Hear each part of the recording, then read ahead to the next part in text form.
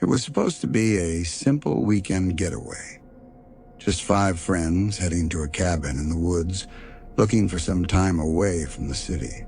No stress, no responsibilities, just booze, late-night stories, and whatever trouble we could find. The group was tight-knit. Ryan, the confident, borderline reckless leader of the pack. Josh, his best friend since childhood, always cracking jokes. Kim, Ryan's girlfriend, smart and cautious. Sarah, the quiet one, but with a wicked sense of humor. And me, Ethan, the planner, the one who always made sure we didn't get into too much trouble. We had driven out to the cabin on Friday, deep in the Pennsylvania woods. By Sunday afternoon, we were tired, hungover, and ready to go home. The sky had turned overcast, casting an eerie gray light over the forest as we packed the car.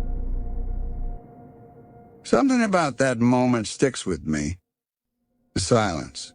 No birds, no rustling leaves, just the wind and the sound of our boots crunching on gravel. Maybe I should have taken it as a sign. We left the cabin just before sunset, piling into Ryan's SUV. He took the driver's seat, Kim next to him. The rest of us squeezed into the back.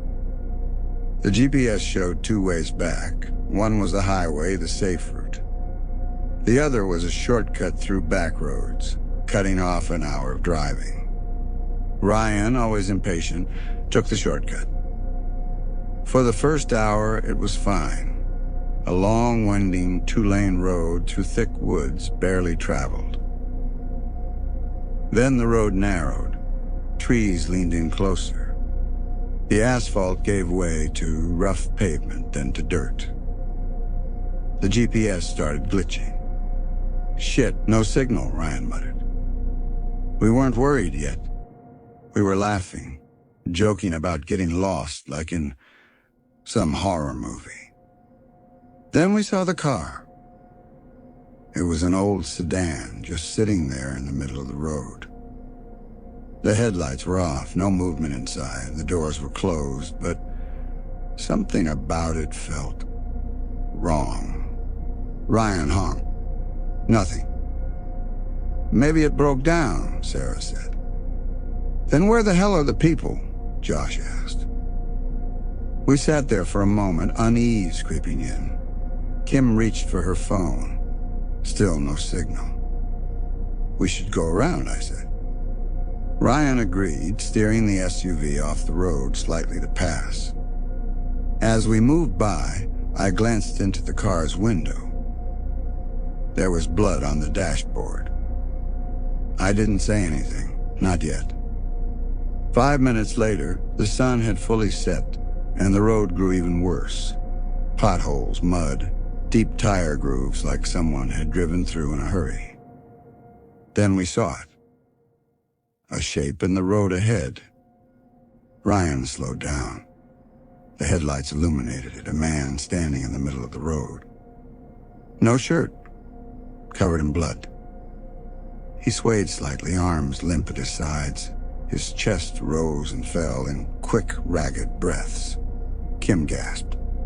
"Oh my God!" Ryan hesitated. "What the The man snapped his head toward us. His face was twisted, mouth open too wide, eyes black as pits. His body jerked like a puppet on strings. Then he screamed. Not a normal scream. Something inhuman. Ryan floored it. We sped past him.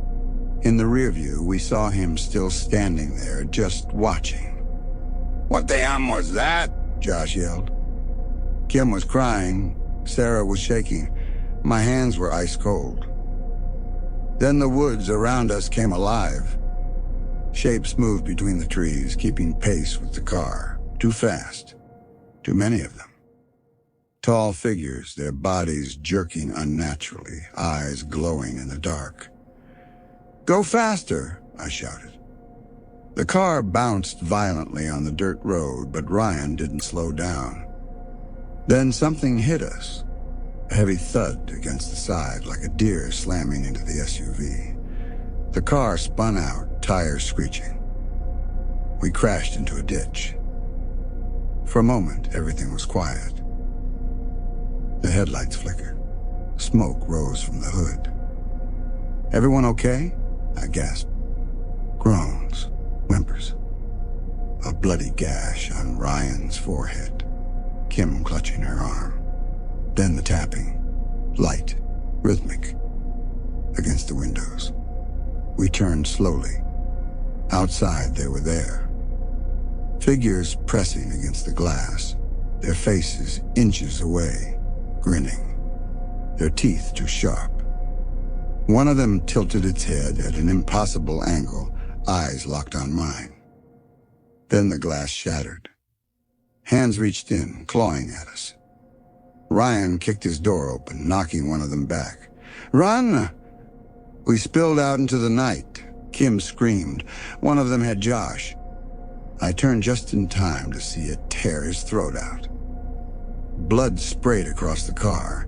Josh made a horrible, wet, choking sound. Then he was dragged into the dark. "Gone." Kim pulled at my arm. "Ethan, we have to go." So we ran.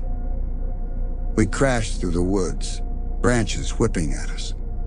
Then we saw it, a house. An old, rotting farmhouse, its windows dark, the front door hanging open.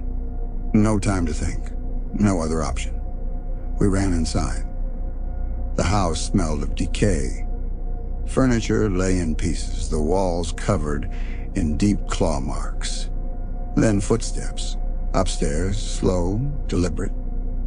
Ryan grabbed a rusted fireplace poker. We're not alone.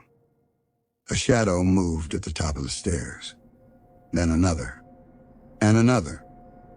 Kim sobbed. "They're in here." Then the lights went out. A scream, Sarah. A shape lunged from the darkness, dragging her back into the shadows. Ryan swung the poker wildly. Something ripped into his stomach. Blood poured down his hands as he fell. Kim and I ran.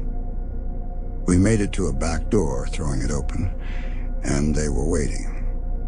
Tall, wrong. Their smiles too wide. Kim was ripped away from me, her scream cut off as something tore into her chest. I ran. Through the woods, through the dark. I didn't stop. Not until I reached the road. I stumbled onto the pavement, gasping for air. Headlights appeared. A truck. I waved frantically. It screeched to a stop. A man stepped out. "Jesus, kid. What happened?" I tried to speak. Then I saw his eyes. Too light. Almost colorless. He smiled. And behind me, they stepped out of the trees. I never made it home. And neither will you. If you ever take a shortcut through the woods, don't stop. Don't turn around. And whatever you do, don't let them smile at you.